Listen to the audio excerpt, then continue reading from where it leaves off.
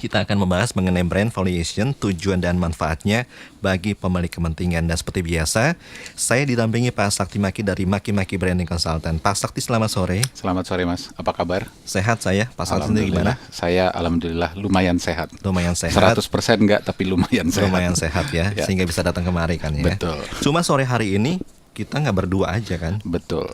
Sama siapa Pak Sakti? Kita ini kedatangan tamu istimewa. Hmm? Kalau saya diizinkan memperkenalkan beliau, Oke. pertama-tama saya mau bilang kalau tidak ada beliau, saya kayaknya nggak ada. Iya. Karena beliau ini sebetulnya adalah guru saya. Dulu kalau zamannya awal-awal Maki-Maki baru berkembang, kita banyak belajar dari begitu banyak orang dan salah satunya adalah beliau ini. Oke. Karena selain beliau ini yang punya latar belakang manajemen, kebetulan salah satu topik yang digelutinya adalah tentang finance dan manajemen, tapi juga kemudian beliau merambah ke dunia marketing dan kemudian yang terakhir ini merambah ke dimensi brand. Ya. Jadi beliau adalah seorang praktisi branding juga. Dan karena kebetulan dia adalah guru, jadi saya kalau baca dia punya CV dan resume, saya suka gemeteran. Karena selain panjang dan isinya begitu berbobot, jadi saya suka takut kalau minta beliau misalnya datang ke acara kita misalnya malam hari ini. Karena bobot dari pengetahuan beliau dan keahlian beliau di bidang ini luar biasa, dan karena kita beberapa minggu kemarin pernah bicara juga soal brand valuation, mungkin dengan kehadiran beliau malam ini bisa menjadi lebih mendalam ya. Tapi sebelum ke sana, saya mau cerita bahwa beliau ini punya pengalaman paling tidak 20 tahun di level manajemen senior dan eksekutif dengan variasi industri yang cukup lebar spektrumnya ya. Mulai dari FMCG, distributor sampai juga fashion ya. Dengan prestasi yang luar biasa khususnya di level salesnya yang sampai angkanya triliunan. Beliau juga banyak berperan dalam meningkatkan market share, kemudian profit, business growth dan lain sebagainya ya. Beberapa brand yang pernah dikelolanya dan cukup banyak, saya kira kalau di sini ditulisnya 60, saya nggak percaya. Kayaknya lebih. Beliau ini suka modest orangnya gitu ya. Beberapa brand yang dikelolanya itu pernah meraih Super Brand Awards. Jadi jelas-jelas beliau adalah orang yang sangat ahli di bidangnya.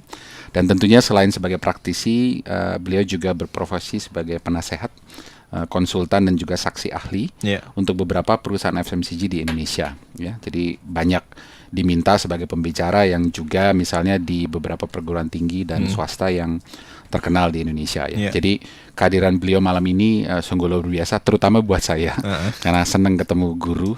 Jadi kita sekarang berada dalam posisi yang berbeda, Mas. Kalau minggu lalu kita banyak cerita, nah kita hari ini akan mendengarkan pengalaman-pengalaman beliau dan khususnya mengenai topik tentang brand valuation. Jadi sore ini agak-agak nervous gitu ya Pak Sakti? Oh, sangat nervous. Saya sebelum masuk sini aja udah nervous duluan. Tapi memang ini luar biasa, kesempatan yang luar biasa. Pak Edi Regar, selamat sore Pak. Selamat sore Mas. Apa kabar? Baik, saya sedikit lebih baik dari Mas Sakti. Dari Pak Sakti dalam soal kesehatan. Yang jelas selamat datang di Sonora ya Pak Terima Edi. kasih, adalah satu kehormatan buat saya bisa ikut ambil bagian. Betul. Sekaligus kita bisa menambah wawasan dari Pak Edi Regar selama ini ya. Betul. Yang jelas buat teman-teman dan sahabat Sonora, silakan aja kalau ada pertanyaan bisa gabung ya. Anda bisa telepon ke nomor 0216337783 atau cukup kirim SMS 081211292000. Karena topik kita sore hari ini brand valuation ya Pak Sakti, mungkin sedikit mereview sebentar aja apa yang dimaksud dengan brand valuation ini. Baik, tentu nanti Pak Edi akan menambahkan dan melengkapi.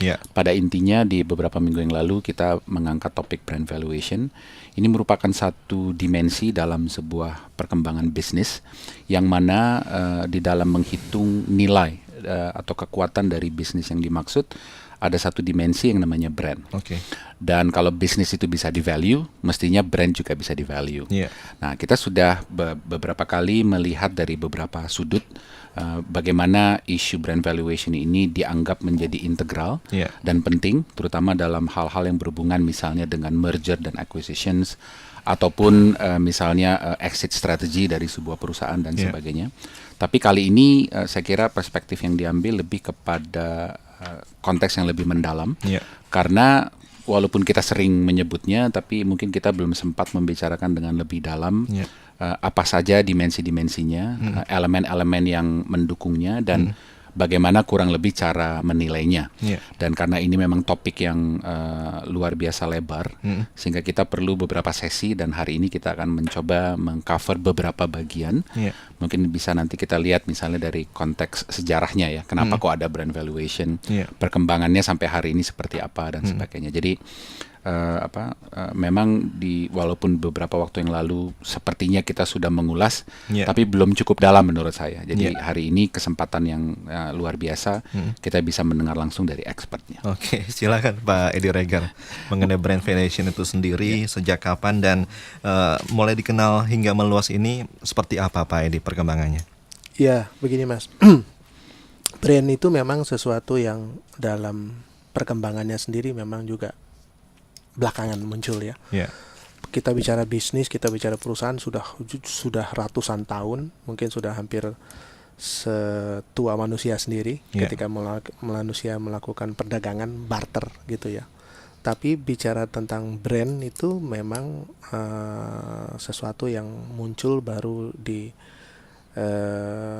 mulai setelah Perang Dunia Kedua, tapi mulai ke lebih jelas tuh sekitar 60-70-an. Nah, brand valuation juga nggak lama setelah itu.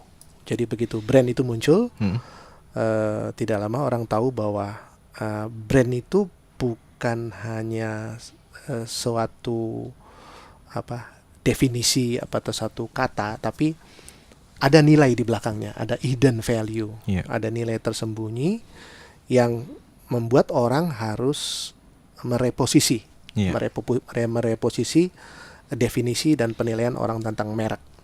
Jadi bukan hanya sekedar yang banyak orang bilang itu simbol atau nama atau logo, tapi punya suatu merupakan satu harta karun yang tersembunyi, yang nanti baru bisa ketahuan seberapa besar harta karun itu ketika kita melakukan valuasi. Itu kira-kira mengenai brand.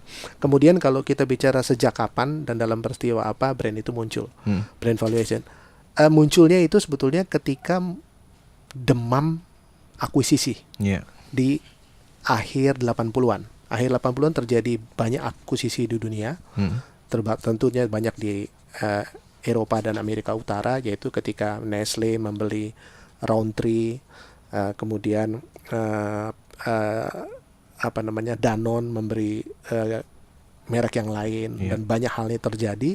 Orang melihat bahwa ketika membeli satu merek, ternyata perhitungannya tidak sesimpel, sesederhana atau setradisional seperti perhitungan-perhitungan sebelumnya. Ada hal-hal baru yang mesti dilihat. Hal-hal baru itu apa aja? Hal-hal baru begini, bahwa misalnya saya mungkin mundur ke belakang sedikit ya Mas Santo ya, dalam hal baru. Pengertian begini, kalau tadinya yang semua yang diperhitungkan itu harus sesuatu yang bisa dikuantifisir, jadi bisa dihitung gitu loh. 1 tambah 1 sama dengan 2, 4 tambah 4 sama dengan 8. Nah, begitu kita ngomong brand, itu banyak hal yang sebelumnya nggak bisa dikuantifisir seperti itu. Karena tadinya brand itu di dalam kita tahu dalam perhitungan perusahaan, dalam laporan keuangan, terutama yang kita bicara itu neraca, itu brand itu cuman satu benda kecil, ya, satu benda kecil di dalam suatu basket, satu keranjang yang isinya tuh macam-macam. Ya, keranjang itu yang disebut dengan goodwill. Goodwill itu bagian daripada yang namanya intangible asset. Jadi aset-aset yang tidak bisa dibicarakan bentuknya, nggak bisa diukur nilainya, nggak bisa diraba, dihitung berapa persisnya gitu. Itu dimasukkan ke suatu kelompok, di mana di situ ada brand itu sendiri, ada trademark, ada paten, ada copyright, franchise. Ada franchise, kemudian bahkan ada yang namanya knowledge and know-how, kemudian ada yang namanya network, segala macam ada di situ. Nah, yang tadinya kecil nggak dilihat itu kemudian tiba-tiba terlihat, ini potensinya besar. Makanya kemudian mereka dikeluarkan gitu. Itu reason kenapa kemudian dalam jual beli merek itu oleh perusahaan raksasa,